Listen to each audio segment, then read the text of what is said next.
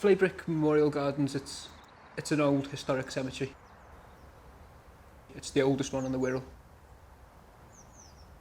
You could go through the entire Industrial Revolution.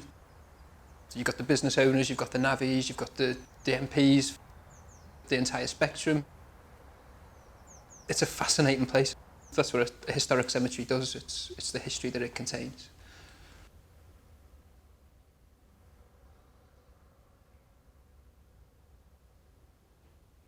Well, I first found out about Ed McHugh through one of my shop stewards when I was in a previous role as a regional secretary for United Union in the North West. Luke Agnew, who works for Wirral Borough Council in Flaybrick Cemetery in the north end of Birkenhead, discovered the grave of Edwin McHugh. I was interested in the Birkenhead dock disaster originally. As we were building the docks the day before they opened, 14 navvies died. I found that story out and I wanted to find their graves and do something for them. One thing I generally do is, if I get a list of people buried here, you want to Google every single one of them, and McHugh was the one that stood out for me. This is a guy who would probably be, if I was here 150 years ago, I'd be campaigning with him, I think. So I thought I'd go and find where his grave was, found that it was just a patch of grass in the Catholic section at the back. What McHugh did in his early days before trade unionism was organise around the Skye Crofters War. The legislation that he protected the crofters with still exists today. He was really interested in land rights, fighting landlords, landowners, and basically looking after the little guy. When you go through trade union history, McHugh seems to be the one person that seems to have been forgotten, and he was the leader of it at the time. He created the National Union of Dock Labourers on Kerr Hardy's money, up on his request upon the death of the Scottish Land Restoration League, and he started unionising the dock labourers in Glasgow, and he had a massive, massive win at the time. The 1889 Glasgow dock strike through something called Carcanny, which was effectively, they'd lost the strike. The scab labour was coming in to replace the dockers. So he told the dockers, we've lost, we can't get the pay rise, but go back to work, slow down, work at the same rate as what the people who've replaced you who don't know your job. And Carcanny, this is the new standard. That lasted for 3 days, and with the dock labourers slowing down, working to the new standard, within 3 days they won their strike. It was a very early example of work to rule, and a very early example of tactical strikes rather than just one out, all out. It was the beginning of new unionism, which is known today, and that McHugh was a leader in it.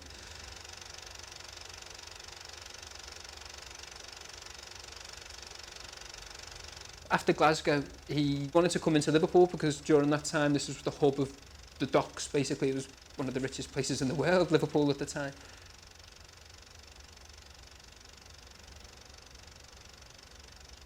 As he wanted to expand the NUDL, Liverpool was already organised quite well through a guy called McHugh, through the Birkenhead docks. So he came to the Birkenhead NUDL branch to organise and to move the headquarters to here.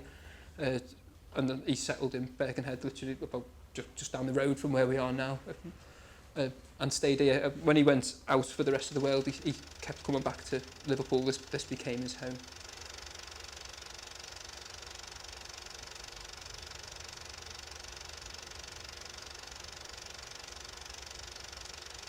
Initially, he went out to America to unionise the longshoremen and the seamen. There's a very good story when he went out to America. Every union he created was based upon equality. So when you go out to America in the late 1800s, racial issues were massive. And here's Edward McHugh standing there telling all the labourers that labour is labour, regardless of what you look like, regardless of your religion. He was a major part of the equality movement within the trade unionism. And anybody who's in 1890 in America telling white people that black people can join their union and the whites can go, if they're not happy, don't join the union. There's a story where a ginger-haired guy came in saying, if you'll allow ethnic minorities to join this union, I will not join it. So Edward McHugh says, well, okay, if I had my way, I would not let ginger-haired people join my union.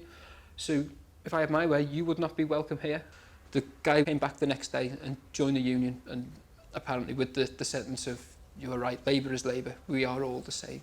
And this is in America in the 1890s, trying to draw the classes and the different people, trying to bring them all together, which was extremely progressive of the time.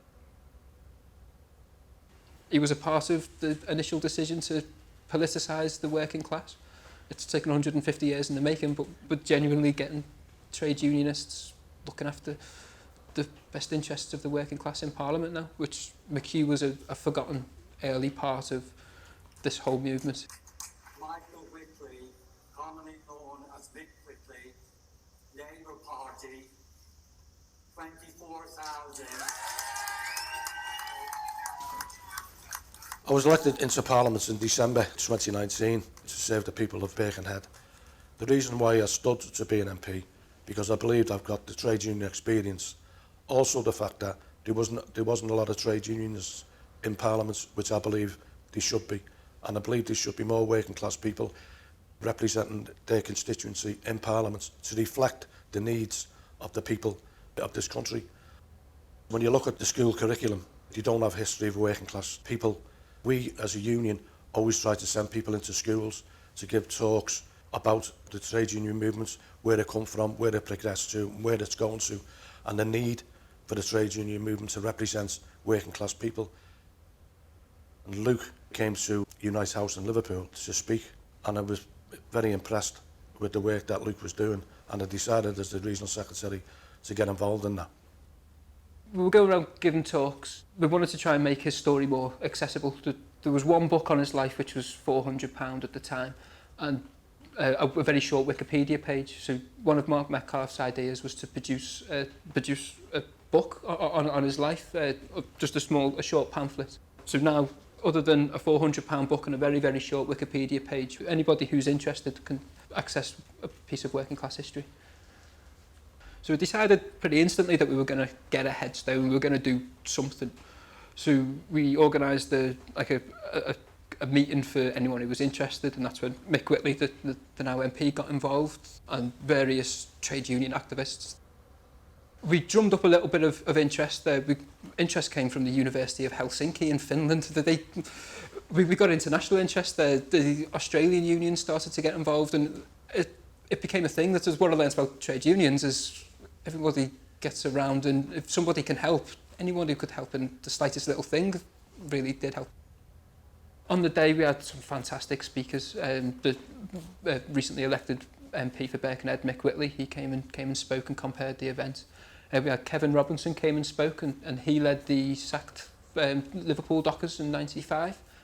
We had Sheila Coleman, who runs the Unite community branches. She came and spoke on the day. We had Pat Hackett, who was the leader of the council, and Dr. Andrew Norbury, he came all the way from Finland to come and speak for 10 minutes and spent the day talking to anyone who would listen. And it was a very, very nice day. It was really, really good. This is what trade unionism is. It was a collective of people moving towards a common goal, and we did it, we succeeded, and it was quite nice to honour one of our own, and that's what it felt like. It felt like we were honouring one of our own.